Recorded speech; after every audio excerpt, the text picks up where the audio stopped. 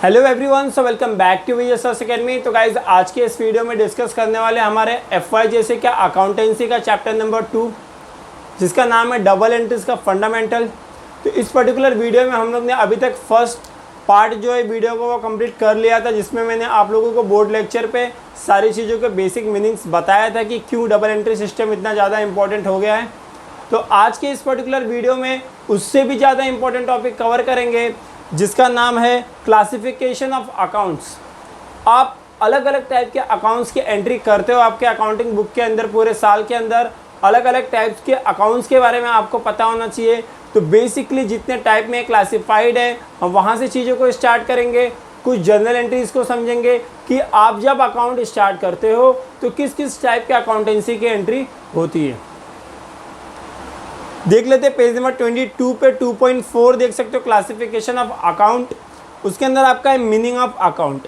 Account का meaning मैंने आप लोगों को पहले ही बता दिया था, जिसका मतलब क्या होता है, आप किस तरह से पूरे के पूरे ट्रांजैक्शन को समराइज करके अपने अकाउंटिंग बुक के अंदर लिखते हो। पर्टिकुलर पर्सन, किसी पर्सन के बारे में लिखते हो, किसी असेट के बारे में लिखते हो, लाइबिलिटी के बारे में लिखते हो, किसी हेड एक्सपेंस के बारे में लिखते हो। इन सारी चीज़ों के बारे में आप बेसिकली एंट्री बुक के अंदर करते हो। तो अब किस चीज़ के लिए कब एंट्री करोगे और कहाँ एंट्री करोगे, इसी बेसिस पे इसको क्लासिफाइड करके रखा हुआ है। क्लासिफिकेशन देखेंगे तो चीज़ें आपको ज़्यादा क्लियर हो जाएंगी। तो ये इसका मीनिंग था। बहुत सारे अलग अलग अकाउंट बनाते हो। Period from time it is necessary for businessman to balance the account to find out information like a total capital and total liabilities और टोटल सेल्स। अलग अलग चीज़ों को ट्रांजैक्ट करके प्रॉपर बैलेंस आपको देखने मिलेगा कि आपका कैपिटल कितना है, आपका बैलेंस कितना है, आपने पूरे साल में सेल्स कितने रुपए का किया है। तो अगर मैं इस पर्टिकुलर एक डेफिनेशन की बात करूं तो डेफिनेशन जो जी.आर. बटलोबोई ने दिया है, an account is a summarised record of a transaction. Account क्या है? एक समराइज रिकॉर्ड है बहुत सारे अलग अलग ट्रांजेक्शन का, affecting one person, one kind of property और अ क्लास और अ गेन और लॉस। सारी चीज़ों को इन्होंने एक डेफिनेशन के अंदर कवर किया है। ध्यान से सुनना, बहुत इंपॉर्टेंट है। ये जो ट्रांजैक्शन आप करते हो ये रिलेटेड टू किसी पर्सन होगा, ये रिलेटेड टू किसी प्रॉपर्टी होगा, ये रिलेटेड टू किसी एक पर्टिकुलर क्लास या कैटेगरी का होगा, ये रिलेटेड टू गेन होगा, ये रिलेटेड टू लॉस होगा। हर एक चीज़ों के लिए अलग अलग ट्रांजैक्शन होता है। कैसे ये चीज़ें डिवाइड हैं वो आगे हम देखेंगे, जो आपके एग्जाम पॉइंट ऑफ व्यू से इंपॉर्टेंट रहेगा और अकाउंट समझने के लिए भी आपको ये चीज़ ज़्यादा इंपॉर्टेंट रहेगी। तो अच्छी तरह से ध्यान से सुनना और टेक्स्ट बुक अपने सामने रखना, जो कि जो भी चीज़ें स्क्रीन पे दिखाई दे रही है वो आपके टेक्स्ट बुक में सामने रहे, तो आप चीज़ों को टिक करते चलोगे। Classification of account. तो बेसिकली जो आपका अकाउंट है वो दो पार्ट में डिवाइड है, पर्सनल अकाउंट और इम्पर्सनल अकाउंट। तो पर्सनल अकाउंट, ये नाम से ही आपको पता चल जाता है कि ये किसी न किसी पर्सन की बात करेगा। जब आप किसी भी अकाउंटिंग ट्रांजैक्शन के अंदर किसी बंदे का नाम लिखते हो, जैसे समीर अकाउंट, विजय अकाउंट, आयुष अकाउंट, ऐसे अकाउंट्स के नाम लिखते हो तो उसे पर्सनल अकाउंट कहा जाता है। पर्सनल अकाउंट बेसिकली तीन अलग पार्टों में डिवाइडेड है। पहला है नेचुरल पर्सनल अकाउंट, दूसरा है आर्टिफिशियल पर्सनल अकाउंट, तीसरा है representative personal account. Personal account में देख लेंगे क्या क्या चीज़ें आती है नेचुरल में। जैसे इसमें दिया है Sunita account, Ashok account, Suha account, ऐसे अलग अलग लोगों के नाम देकर जब हम अकाउंट लिखते हैं तो उसे पर्सनल अकाउंट कहा जाता है। ये आपको याद रखना होगा ताकि अब जब गोल्डन रूल पढ़ोगे जर्नल एंट्री के तो आपको चीज़ें ज़रा ज़्यादा अच्छे से समझ में आएंगी। यही चैप्टर में हम लोग आज ही इसको एक्सप्लेन करने वाले हैं। आगे आर्टिफिशियल में देख लो, पुणे म्यूनिसिपल है, राधिका स्पोर्ट्स है, बैंक ऑफ इंडिया है। ये सब क्या है? ये सब आर्टिफिशियल है। ये किसी एक पर्टिकुलर ऑर्गेनाइजेशन का नाम है जहाँ बहुत लोग मिल के कोई एक काम करें तो उसे ऑर्गेनाइजेशन कहा जाता है। उन लोगों के नाम से अगर अकाउंट का ट्रांजेक्शन किया जाए या फिर एंट्री किया जाए तो उसे आर्टिफिशियल पर्सनल अकाउंट कहा जाता है। आगे रिप्रेजेंटेटिव पर्सनल अकाउंट है। आउटस्टैंडिंग एक्सपेंसेस, आपको कोई पैसा फ्यूचर में भरना है, उस चीज़ की एंट्री करोगे तो क्या लिखोगे? Outstanding expenses. प्रीपेड एक्सपेंसेस, पहले से पैसे भर के तब उसका ट्रांजैक्शन करोगे तो उसे क्या लिखोगे? प्रीपेड एक्सपेंसेस, पहले ही भर देना, प्रीपेड। या तो किसी भी तरह का इनकम रिसीव हुआ आपको, उसका ट्रांजैक्शन करोगे तो उसको रिप्रेजेंटेटिव पर्सनल अकाउंट कहा जाता है। आगे आपका इम्पर्सनल अकाउंट है, बहुत ज़्यादा इंपॉर्टेंट है इसमें रियल अकाउंट। क्या? रियल अकाउंट इसमें सबसे ज़्यादा इंपॉर्टेंट रहेगा, क्योंकि रियल अकाउंट के अंदर आपका आता है टेंजिबल एसेट और इनटेंजिबल एसेट। अगले पन्ने पे सारी चीज़ें डिटेल में दी गई है, हम उसे भी कवर कर लेंगे फास्ट फॉरवर्ड में। पहले टेंजिबल अकाउंट क्या होता है? टेंजिबल का मतलब क्या होता है? आपके अकाउंट में आपके पर्टिकुलर बिजनेस के अंदर अलग अलग टाइप के एसेट होते हैं। कुछ कुछ एसेट टेंजिबल होते हैं, कुछ कुछ एसेट इनटेंजिबल होते हैं। जिसे हम अपने हाथों से छू सकें वो टेंजिबल है, जो हम महसूस कर सकें वो इनटेंजिबल है, जो दिखाई नहीं देता।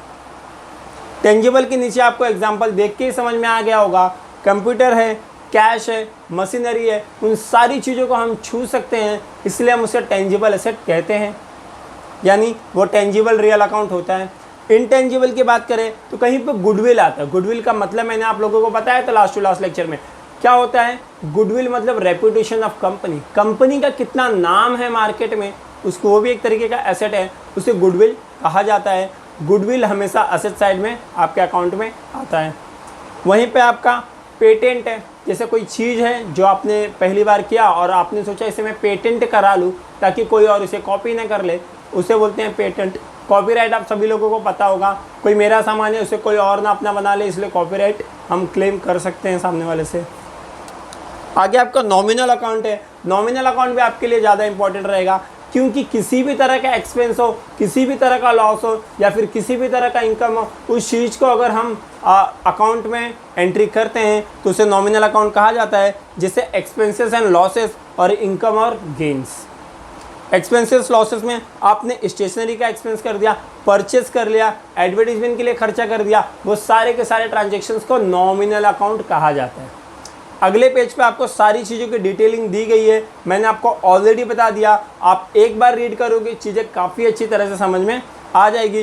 पर्सनल अकाउंट दिया है, उसके अंदर इम्पर्सनल दिया है, उसके अंदर रियल दिया है। टेंजिबल रियल अकाउंट के बारे में मैंने ऑलरेडी बता दिया, जो चीज़ें हम हाथों से छू सकते हैं उसे टेंजिबल बोला जाता है।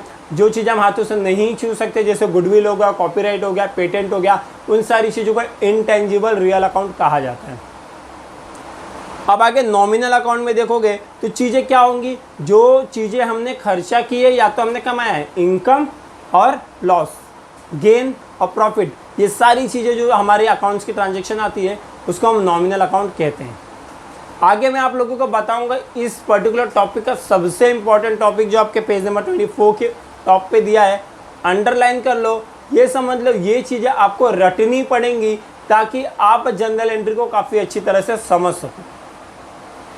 स्टार्ट करते हैं गोल्डन रूल के साथ, जो अकाउंट का बेसिक है, इसी के साथ अकाउंटिंग स्टार्ट होता है।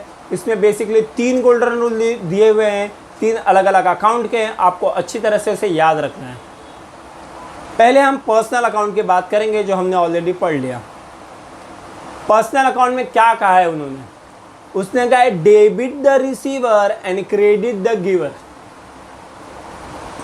जब भी मैंने आप लोगों को लास्ट लेक्चर में, जब मैंने बोर्ड लेक्चर लिया था, उसमें मैंने आप सभी लोगों को जर्नल एंट्री करके दिखाया था कि 100 पर्सन ने 500 रुपये की कोई चीज़ खरीदी, तो 500 रुपये की चीज़ खरीदेगा तो सामान आपके पास आएगा, कैश आपसे जाएगा। तो लेने वाला देने वाला अलग अलग लोग होते हैं, इसके लिए जब भी कोई लेने वाला बंदा है उसकी एंट्री हमेशा डेबिट में आती है, देने वाला बंदा है उसकी एंट्री हमेशा क्रेडिट में आती है। तो पहला एंट्री क्या हो जाएगा? पहला चीज़ क्या याद रखना है आपको? Debit the receiver and credit the giver. यह आपका हो जाएगा पर्सनल अकाउंट। ये मिक्स भी आते हैं, जब जनरल एंट्री हम करेंगे तो चीज़ों को ज़्यादा अच्छी तरह से समझेंगे। अभी के लिए बस इतना याद रखो। दूसरा है आपका रियल अकाउंट। रियल अकाउंट में क्या क्या चीज़ें आती है? डेबिट व्हाट कम्स इन, जो चीज़ें आपके बिजनेस में आएगी, जो चीज़ें आपके बिजनेस में आएगी उसे हमेशा हम डेबिट में डालेंगे, और जो चीज़ें आपके बिजनेस से जाएगी उसे हमेशा हम क्रेडिट में डालेंगे। आई होप सभी लोगों ने अच्छी तरह से सुना होगा। जैसे मैंने आप लोगों को बताया कि हमने 500 रुपये का गुड्स खरीदा, तो गुड्स हमेशा आएगा, तो गुड्स आएगा तो goods account debit to cash account. गया क्या अपने पास से? कैश, तो कैश गया, तो जो जाएगा वो डेबिट में क्रेडिट में आएगा, जो आएगा वो डेबिट में आएगा। तो debit what comes in, credit what goes out, ये आपका सेकंड गोल्डन रूल होता है। तीसरा देख लेंगे, तीसरा आपका है नॉमिनल अकाउंट। मतलब क्या होता है कि debit all expenses and losses. जब आप किसी भी तरह का कंपनी में एक्सपेंस करते हो तो हमेशा आपका एक्सपेंस डेबिट में आता है। जैसे आपने अपने वर्करों को वेजेस पे किया, सैलरी पे किया, तो वेजेस अकाउंट डेबिट आएगा, हमेशा वेजेस अकाउंट डेबिट आएगा। जब भी आप किसी भी तरह का एक्सपेंस करोगे तो उस एक्सपेंस का नाम हमेशा डेबिट में आता है। इसलिए यहाँ पे लिखा है debit all expenses and losses. जब भी आपको कोई एक्सपेंस और लॉस हो तो वो हमेशा आपको डेबिट में लिखना है। जैसे वेजेस अकाउंट डेबिट आएगा, सैलरी अकाउंट डेबिट आएगा, आपने एडवर्टीजमेंट किया तो एडवर्टीजमेंट अकाउंट डेबिट आएगा। तो जो भी खर्चा है वो हमेशा आपका डेबिट में आएगा, याद रखना। अगले credit all income and gains. आपकी कंपनी किसी भी तरह का इनकम कमाती है, किसी भी तरह का गेन कमाती है, उसकी एंट्री हमेशा क्रेडिट साइड में आएगी। जैसे कि आपने स्क्रैप बेचा, कंपनी में कोई भंगार पड़ा हुआ था, आपने उठा के उसे बेच दिया, उससे आपको कुछ एक पैसे रिसीव हुए, तो उस पैसे की एंट्री हमेशा क्रेडिट में आती है। आपको कहीं से किसी चीज़ पे कमीशन मिला, कमीशन रिसीव्ड, आपके कंपनी ने 2 लाख रुपए का कमीशन रिसीव किया, तो कमीशन अकाउंट क्रेडिट वो आएगा, वो क्रेडिट साइड में उसकी एंट्री होती है। तो एक्सपेंसेस एंड लॉसेस हमेशा डेबिट होता है, इनकम और गेन्स हमेशा क्रेडिट होता है। ये चीज़ को याद रखना, याद करना बहुत ज़्यादा आसान है, जिस तरह से मैंने आप लोग सभी लोगों को समझाया है।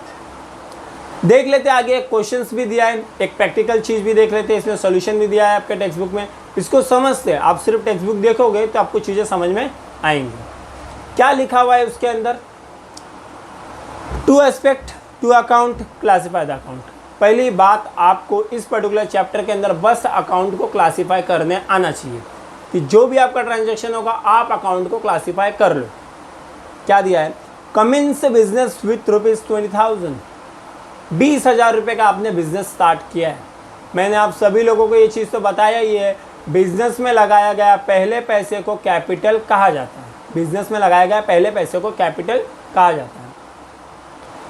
तो इसमें क्या होगा, पहली बात तो आपके बिजनेस में कैश आया। अरे बिजनेस में आपने पैसा लगाया ना 20,000 रुपया, तो आपके बिजनेस में कैश आया। सॉल्यूशन में देखोगे तो टू एस्पेक्ट में, पहले एस्पेक्ट में क्या आएगा, कैश कम्स इन, कैश आया। दिया किसने, प्रोप्राइटर ने, मालिक ने पैसा डाला ना, तो प्रोप्राइटर इज अ गिवर। उसमें दूसरा ट्रांजैक्शन क्या है, purchase of goods on credit from Ajay of ₹10,000। 10,000 रुपये का आपने उधार सामान खरीदा अजय से, क्या एंट्री आएगी, purchase is an expenditure. Purchase क्या है, एक खर्चा है, तो purchase is in expenditure and जय इज द गिवर।